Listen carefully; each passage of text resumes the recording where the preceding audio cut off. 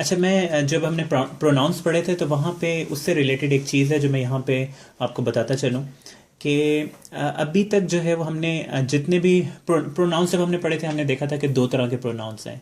एक है original pronounce और एक उनके कजन्स जो थे जो कि अटैच प्रोनाउंस थे, जो किसी चीज़ के साथ लगेंगे।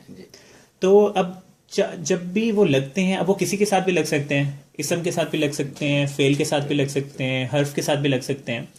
तो चार सिचुएशंस बनती हैं। अब वहाँ पे हमने ये बात की थी कि जो वो नसब और जर्म के लिए दोनों के लिए यूज़ हो सकते हैं, ठीक है, जो अटैच प्रोनाउंस हैं, जबकि ओरिजिनल वाले सिर्फ रफ़ा होंगे।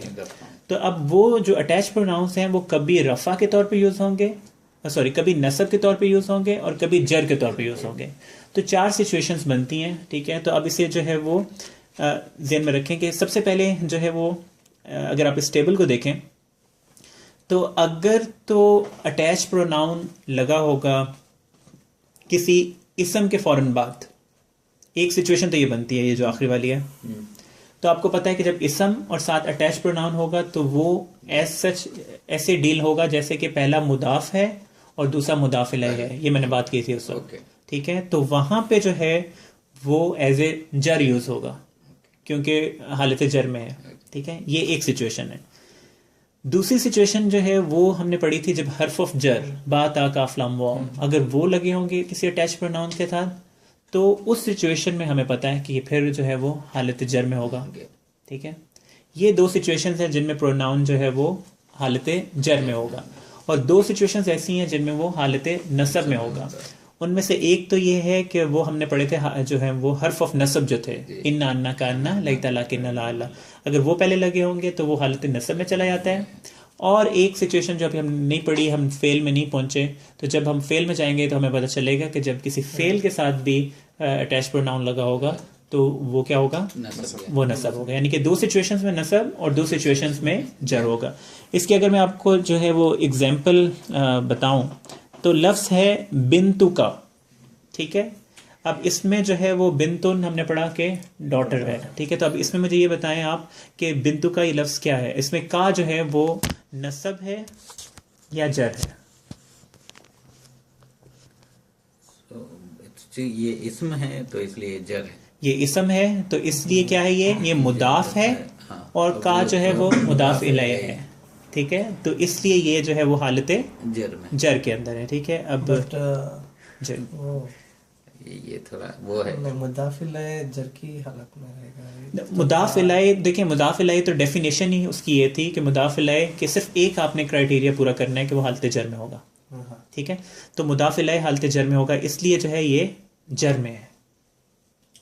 जो था नसब जर दोनों था ना, जब हमने वो पढ़ा था ना उस वक्त हमने कहा था कि भी ये नसब भी हो सकता है और जर भी हो सकता है। अब हम फर्दर उसमें जा रहे हैं कि कब नसब होगा कब जर होगा, ठीक है। तो उनमें से ये जो सिचुएशन है जब उसके साथ इसम लगेगा तब ये जो है वो जर में होगा, क्योंकि ये मुदाफ इलैह बन जाएगा जब भी इसम लगेगा, ठीक है। ये एक रूल था।